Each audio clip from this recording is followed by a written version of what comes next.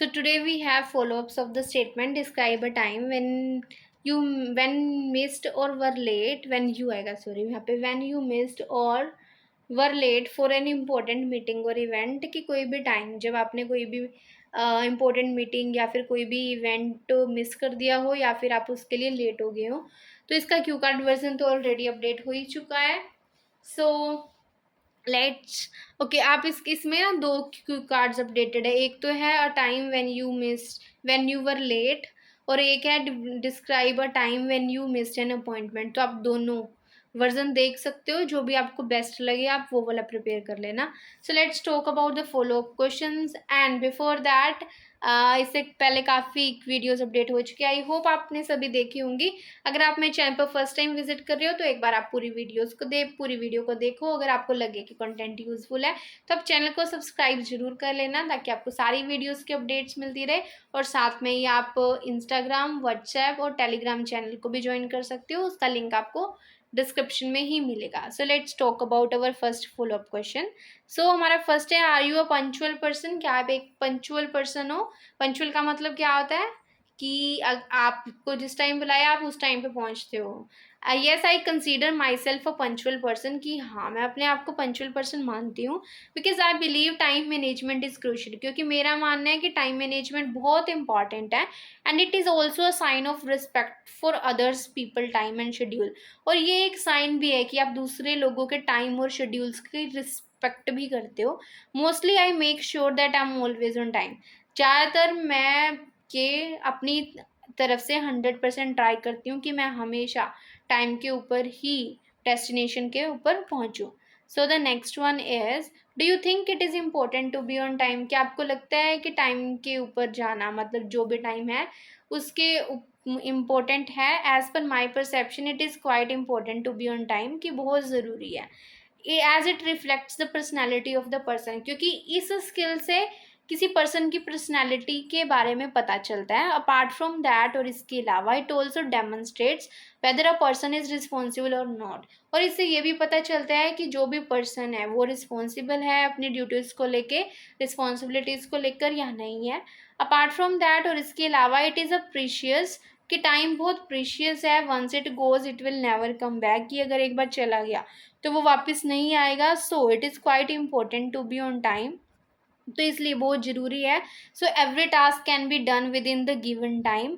तो इससे क्या है कि हर काम अपने जो भी उनके लिए टाइम स्पेसिफाइड किया हुआ है उसके अंदर हम कंप्लीट कर सकें। It also helps people become more discipline, professional and serious about their commitments. अगर जो लोग अपना काम टाइम पर करते हैं इनसे वो डिसिप्लिन बनते हैं, प्रोफेशनल भी बनते हैं।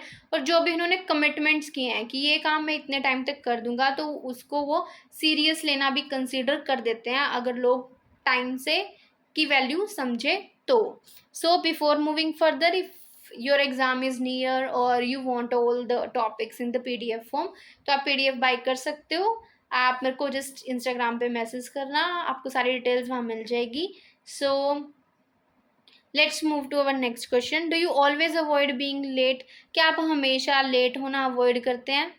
Without a doubt I always try to be on time. बिना किसी शक के मैं हमेशा ट्राई करती हूँ कि मैं अपने टाइम पर पहुँच जाऊँ। For this purpose I leave my home 10 minutes before to reach my destination within the given time. और टाइम पर पहुँचने के लिए मैं हमेशा अपने घर से डेस्टिनेशन पे पहुँचने के लिए 10 मिनट पहले ही निकल जाती हूँ। Because I think being late is a sign of a lack of time management, क्योंकि मेरा मानना है कि अगर हम टाइम पर नहीं पहुँचते तो ये एक सिंबल है, एक साइन है कि आपको टाइम मैनेजमेंट नहीं आता and affects both personal and professional life. और ये दोनों लाइफ को अफेक्ट करता है, पर्सनल लाइफ को भी और प्रोफेशनल लाइफ को। कैसे? प्रोफेशनल लाइफ को तो ऐसे करता है कि अगर आप लेट होंगे तो मीटिंग्स भी लेट होंगी, वर्क भी लेट होगा। और पर्सनल को अगर आपका पिछला काम भी पेंडिंग है तो आप अपने फैमिली मेम्बर्स को टाइम कैसे दोगे? So the next one is, why are often people late for meetings और अपॉइंटमेंट? ज़्यादातर लोग मीटिंग्स और अपॉइंटमेंट के लिए लेट क्यों हो जाते हैं?